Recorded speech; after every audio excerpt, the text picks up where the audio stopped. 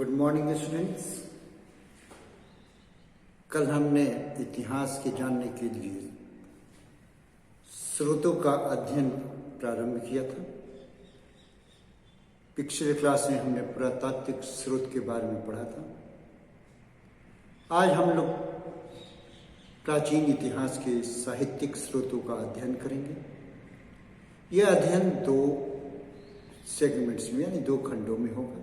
पहला धार्मिक साहित्य और दूसरा धर्मोत्तर साहित्य।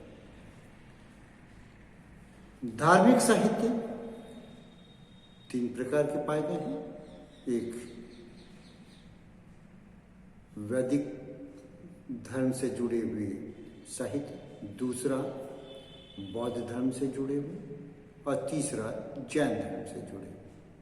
इन तीनों से हमारे उस काल के समाज के बारे में, उस काल की प्रशासनिक नीतियों के बारे में, अर्थव्यवस्था के बारे में जानकारी मिलती है और इनके साथ साथ धार्मिक विश्वास के बारे में जानकारी मिलती है। तो प्रारंभ करते हैं वैदिक साहित्य से। हमारे प्राचीनतम साहित्य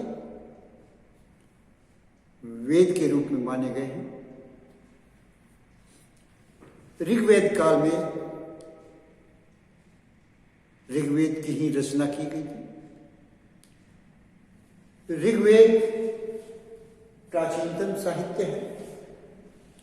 संस्कृत भाषा में लिखी गई यह रचना 10 मंडल में है, यानी कि चैप्टर्स को मंडल कहा गया है। इसमें 1028 सूक्त हैं। ऋचाएँ वैदिक साहित्य की तत्कालीन समाज के बारे में हमें बतलाती हैं, धार्मिक विश्वासों के बारे में जानकारी देती हैं और यह विशुद्ध संस्कृत भाषा में लिखी गई है। उत्तर वैदिक काल में सामवेद, यजुर्वेद और अथर्ववेद 3 ग्रंथों की रचना की गई। तो कुल मिलाकर हमारे पास वेद 4 हैं। सामवेद सिर्फ पद्य में लिखा गया, जबकि ऋग्वेद पद्य और गद्य दोनों में लिखा गया। इसमें 1549 वर्ष यानी कविताएं हैं। यजुर्वेद पूजा पाठ की विधियों का वर्णन, किस प्रकार पूजा पाठ करते थे, लेकिन इसी क्रम में समाज के बारे में वर्णन मिलता है। अथर्ववेद इसमें तंत्र मंत्र, जादू टोना, यहां तक कि भूत प्रेत का भी वर्णन मिलता है।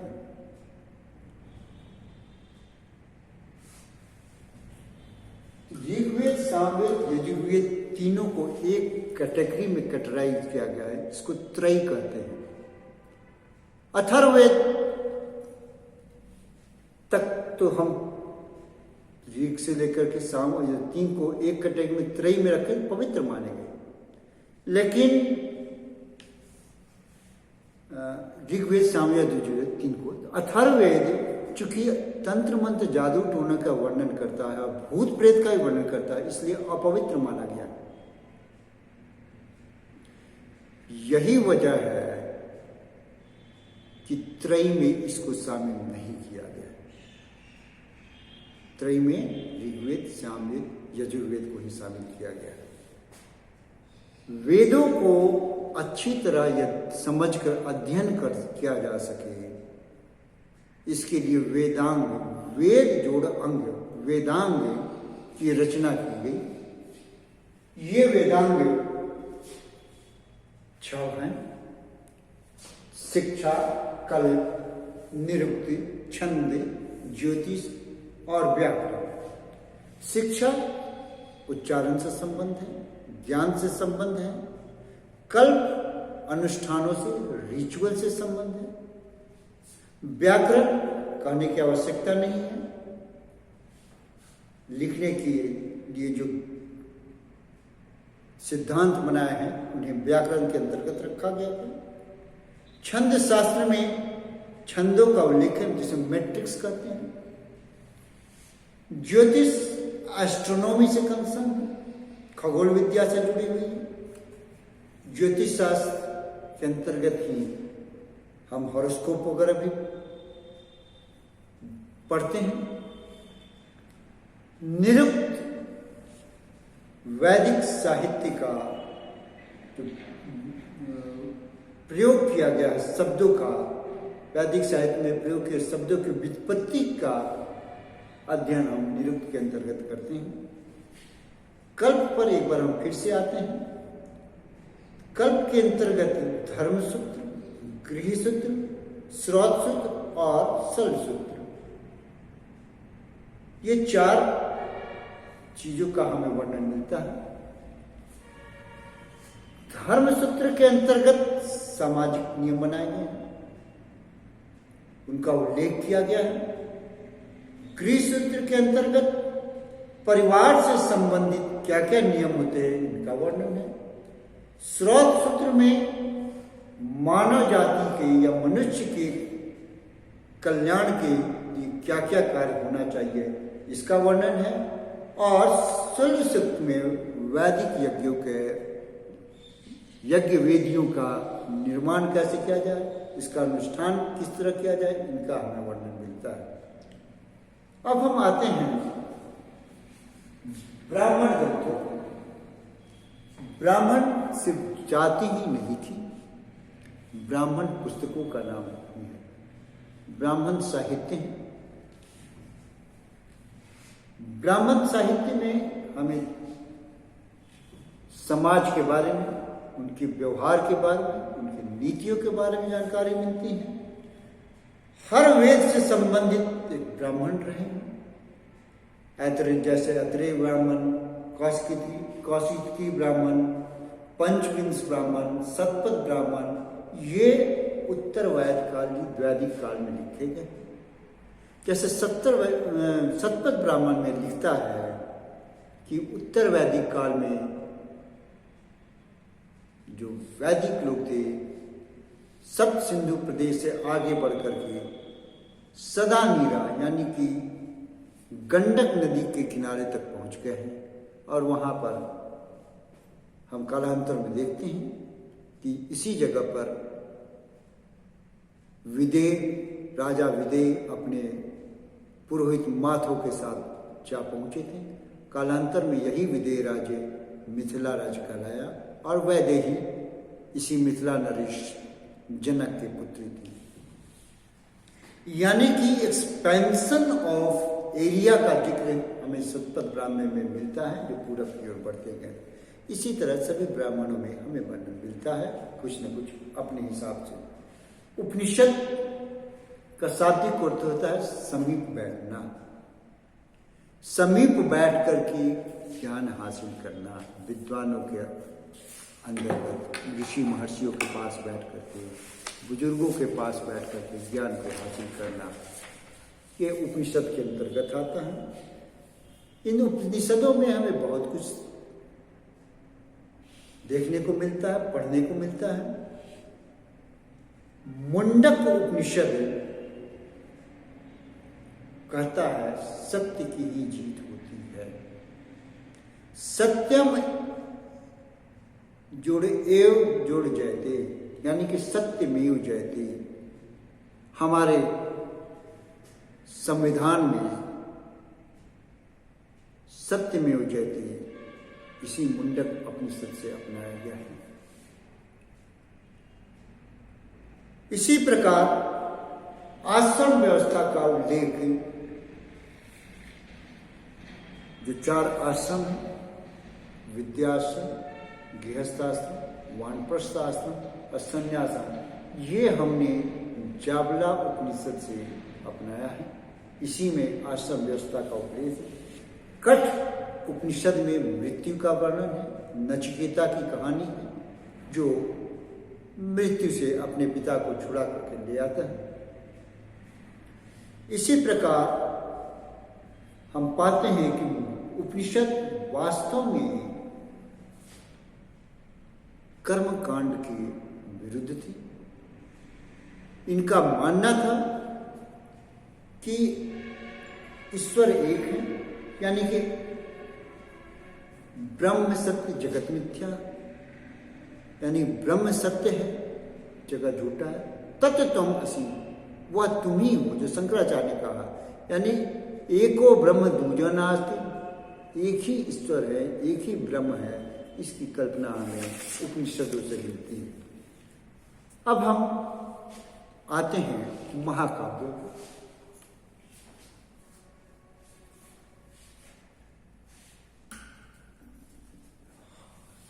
हमारे भारत में दो महाकाव्य को स्वीकार किया गया है। पहला है रामायण, जिसकी रचना महर्षि वाल्मीकि ने किया था। यह विशुद्ध संस्कृत भाषा में लिखी गई है। प्रारंभ में रामायण में 6000 श्लोक थे, कालांतर में इसका वृद्धि कर 12000 किया गया और फिर 24,000 और 48,000। इस तरह के हम पाते हैं कि कुल फाइनल स्टेज में, अंतिम अवस्था में 48,000 श्लोक हुए। रामायण के पंक्तियों को 4-4 कर बताया गया है, इसलिए इन्हें चौपाई कहा जाता है। इनके अध्यायों को कांड कहा जाता है, जैसे अयोध्या कांड, बाल कांड, किष्किंधा कांड, सुंदर कांड, लंका कांड। इस तरह से कांड का मैंने चैप्टर्स का नाम दिया गया है। दूसरा महाकाव्य है महाभारत। यह उत्तर वैदिक काल की रचना है। इसके रचनाकार को वेद व्यास के रूप में जाना गया है। इन्होंने महाभारत की रचना की थी। महाभारत में जन यानी कबीलों के बीच युद्ध का वर्णन मिलता है। महाभारत यह दिखलाता है कि जमीन का महत्व बढ़ गया है और जमीन के कारण ही पांडवों और कौरवों में युद्ध हुआ। यह रचना भी संस्कृत में लिखी गई है। प्रारंभ में यह 24,000 श्लोक में संकलित थी, कालांतर में 48,000 और फाइनल स्टेज में 1,00,000 श्लोक हो गए। इन श्लोकों को जब हम देखते हैं तो पूरे 1,00,000 श्लोक हो गए, तो इसे सप्तसहस्त्र संहिता,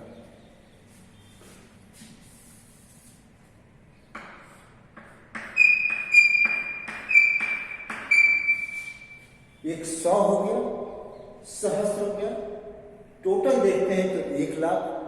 यही वजह है इसे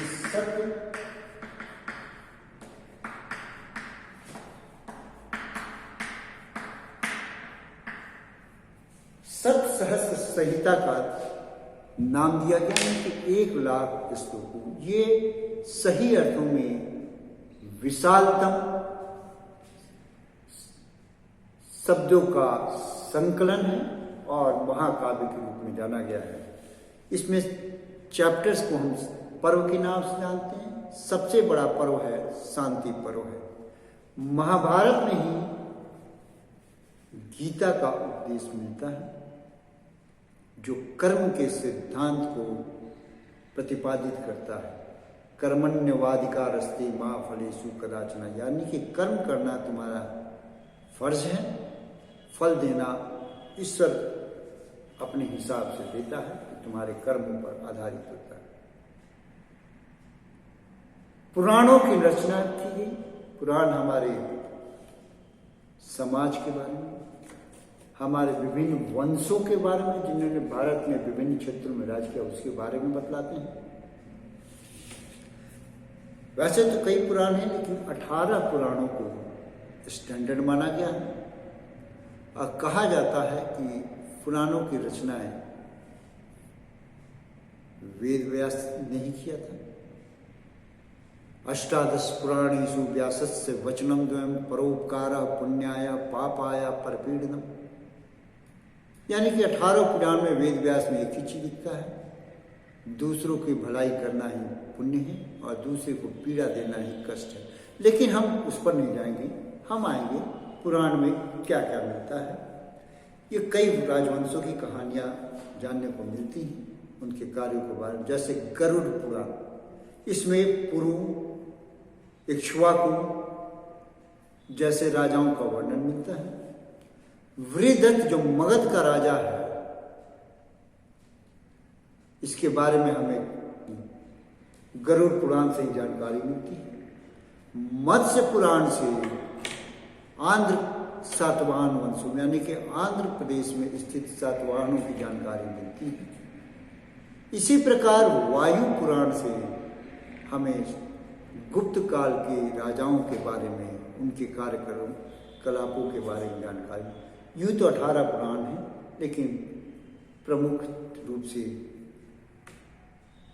हम अगर पाते हैं तो पाते हैं गरुड़, मत्स्य, वायु, विष्णु, शिव, पद्म, लिंग, ये तमाम पुराण जो हैं 18 में से प्रमुख रूप से माने गए हैं। अब हम आते हैं अगला स्मृतियाँ।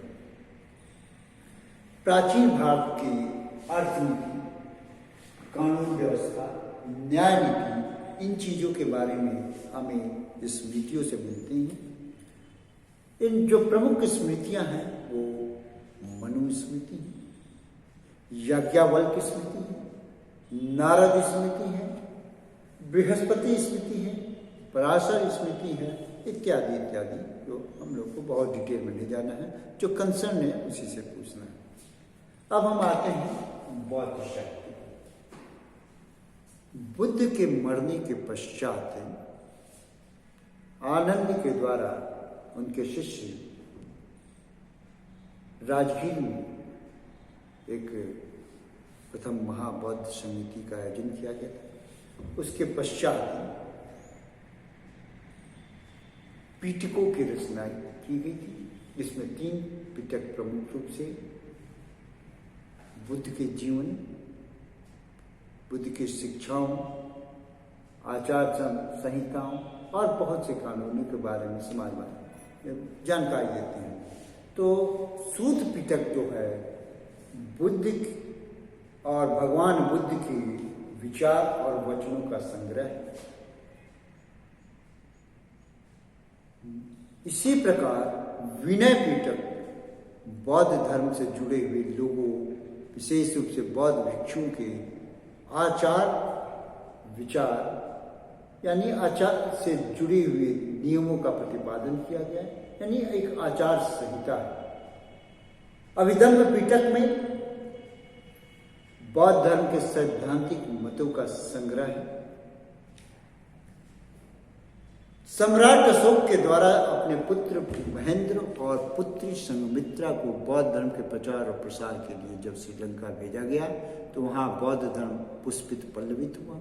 वहीं पर बौद्ध धर्म के संबंधित 2 महान साहित्यिक रचनाएं का सृजन किया गया। एक था दीपवंश और दूसरा था महावंश। ये रचनाएं भले ही श्रीलंका में की गई हों, लेकिन इससे भारत के जीवन के बारे में प्रकाश मिलता है, भारत के समाज के बारे में, भारत की राजनीति के बारे में प्रकाश पड़ता है। कनिष्क के काल में जैसा हम जानते हैं कि अश्वघोष बहुत बड़ा विद्वान था। उसने 17 सर्गों में बुद्ध चरित्र की रचना की थी,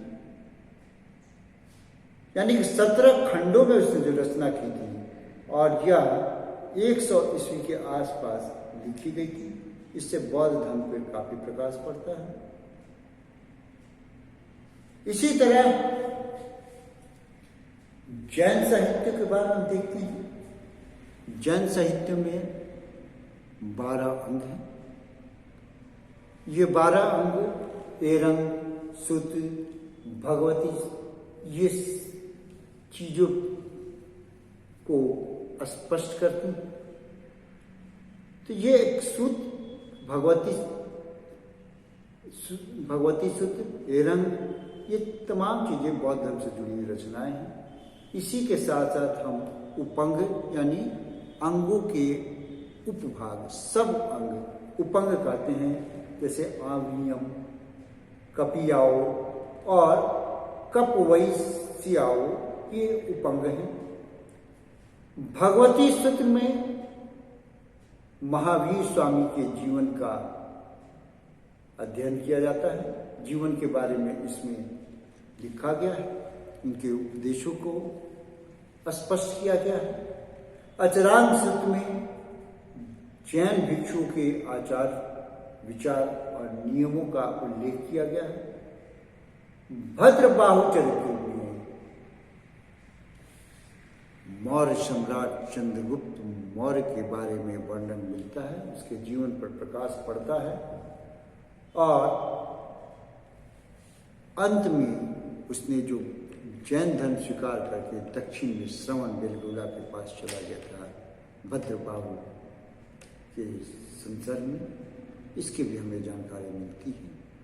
आगे हम देखेंगे कि किस तरह बौद्धिस्ट समितियाँ और जैन महासमितियाँ हों, इनके द्वारा जो इस समितियों के कारण कई तरह की साहित्यिक रचनाओं का सृजन किया गया, जो हमें तत्कालीन सामाजिक, आर्थिक, धार्मिक और प्रशासनिक व्यवस्थाओं पर प्रकाश पड़ते हैं। अगले चैप्टर में हम पढ़ेंगे धर्मोत्तर साहित्य के बारे में। तो आज इस क्लास में इतना ही। अगले इस क्लास में हम जो धार्मिक साहित्य न होकर के लौकिक साहित्य के रूप में है, उनके बारे में हम पढ़ेंगे। धन्यवाद।